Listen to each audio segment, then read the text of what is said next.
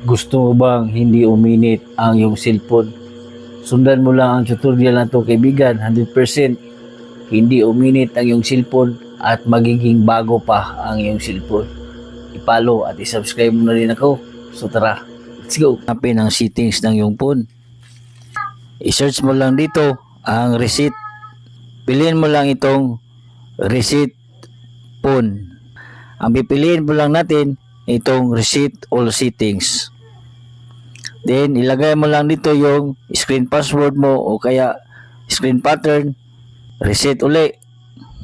At makikita natin kaibigan na nagbabago ang ating phone at bumalik ito sa normal at bumalik ito sa bago nating pagkabili.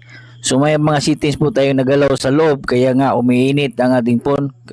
Hindi natin alam na settings pala yun na pag-init ng ating phone. Subukan nyo din kaibigan para hindi umiinit ang iyong cellphone at babalik ito sa bago. Huwag kalimutang i-share natin videos. Salamat!